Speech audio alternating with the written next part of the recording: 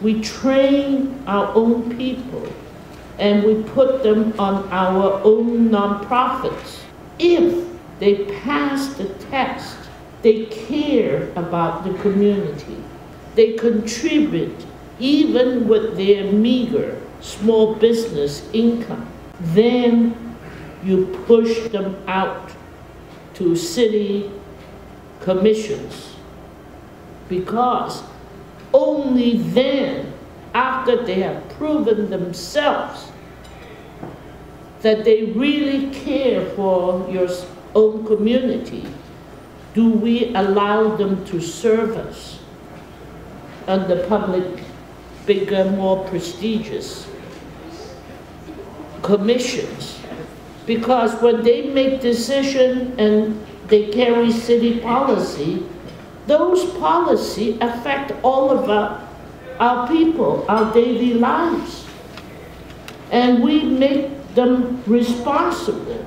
They have to answer to the community, or else we gang up and make sure they do not get confirmed at the next Board of Supervisors confirmation hearing. Hey, don't do the mistake that just because they're Chinese, I have to support you. Hell, you could be worse than the white, you know. This room should be full of what we call our black leaders. They're so divided right now. And why are they not here? Simply because you here. And I know you ain't got no problem with them. I don't know. We all go through history and phases.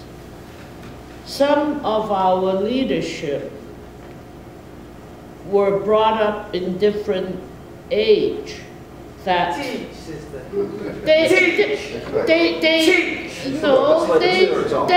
they are creatures of habits. They are creatures of, you know, traditions. Mm-hmm. And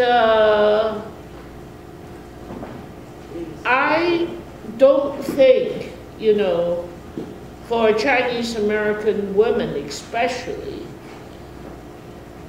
what I went through 40 years ago when I first landed in my community, my life was threatened when I went around doing some of those things. And I did not really call them names, you know, and they stuck the tongs on me, which is the, you know, disciplinarian organizations in my community. So I knew where the leadership gathered for lunch, for example. So I went in and sat down with them. And I said, "Oh, Mr. Wong, I hear you're looking for me, and here I am, so you don't have to chase all over me. And I understand you have trouble with this and that because of what I did. So let me explain to you." Well, he was so taken aback that, you know, I mean, when somebody put the thing on you, you're supposed to hide. You're not supposed to go walk into the restaurant and walk right up to him and pull out a chair and sit there and drinking his coffee and eating his food. You know, I just unceremoniously, "Hey, waiter, give me a plate and what are you eating?" I went and take his food, you know. Well, I'm not advocating everybody do things my way or their way. But I find out people really are creatures of habit and tradition. Some learns how to change. Some just are so stubborn, they don't. There's a Chinese saying that they always levied on me. I ate salt more than you ate rice. Rice is a staple, you know, in our diet. So what he meant was that even the salt intake is very little, but cumulatively, he had more salt more savvy, more knowledge, more experience, that I ate all my rice, combined is what he meant. So that father knows best type, scenario. So you do not know what they went through to achieve what they have achieved. They look upon us, quote unquote, young punks who have no respect for establishment, who have no respect for authority, and you want to say respect has to be earned. And that's what the difference between an enlightened leadership like Willie Brown and maybe a sickly elder statesman like Amos Brown. He is stubborn as a mule. You ain't going to change him. So move on, circumvent him, and go do your thing. And maybe your net result will be so spectacular, he has to admire you instead of admonish you. Now, I wasn't just speaking about Reverend Brown, I'm talking about the whole entire black leadership. No, not all of them, some of them maybe, But you did not go through what he did. That's right. But Willie Brown, sometimes I sit there and I argue with him. And I said, Willie, I said, you have really bad eyesight, figuratively and literally. And I said, I am a better judge of character than you are. And I said, for example, why people say this and this about you, why do you indulge him? Why you give him credence, Why don't you kick him out of the office? I used an example with him once. And he said, Miss Rose, let me tell you something. When I was like you, young, went to college, got my law school from Hastings, law degree from Hastings, I came out. I prepared my resume. There were 350 major law firms in town that are worth something. So I prepared 350 resumes. And I hand-carry each one to each law firm. Not one law firm called me back.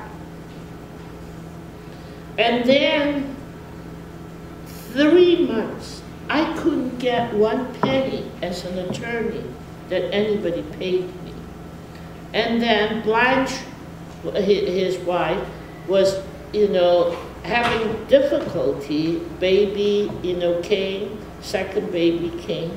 I had trouble buying milk, and I did not know what to do that day because, my wife had no money for milk, and I haven't been able to get any paying job.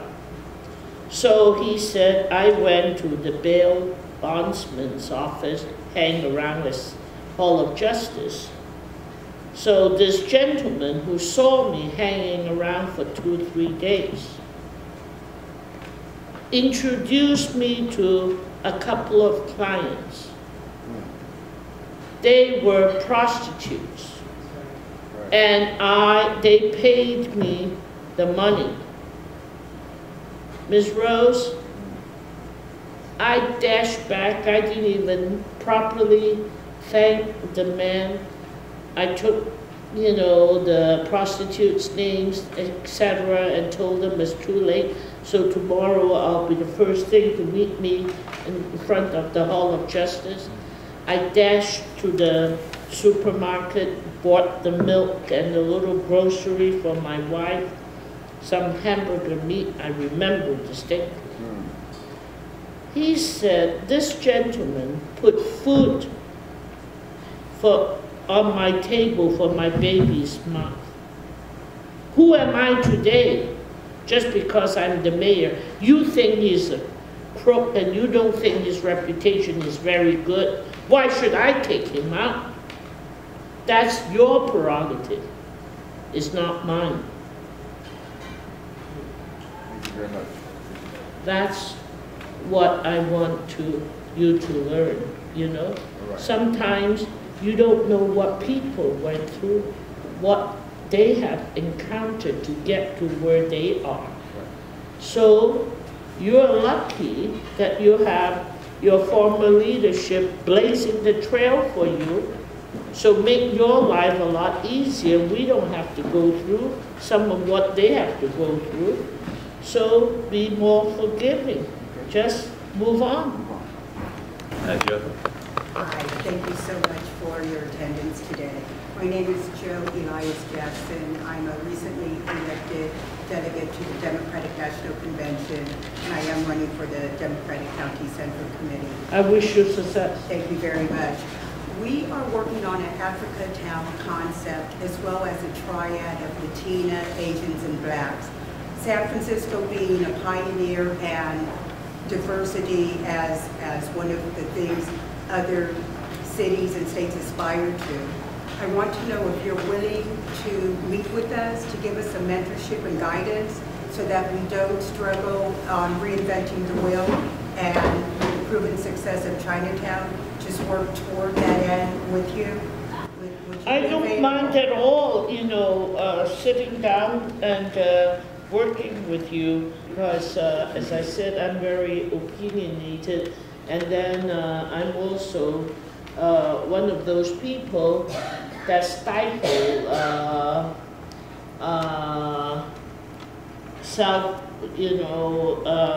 stifle people's enthusiasm because I tend to say, for example, oh, I have a lot of experience. I know how that works. This won't work. And that's not very good when people are trying to participate. And I'm here to tell you, I don't like your idea, I like yours. I'm too vocal for that, but I'm not shy. I look forward to meeting so with you. if you don't mind, No, not you at know, all. my outspokenness and I'll probably offend people too. Okay, I'll get your contact info and proceed with the meeting. Thank you. Thank you very much. Well, we're going to go ahead and end our questions. It's been 2 hours. The pack has been great. We appreciate the comments. We appreciate the time and sharing your thoughts and your views. So thank you.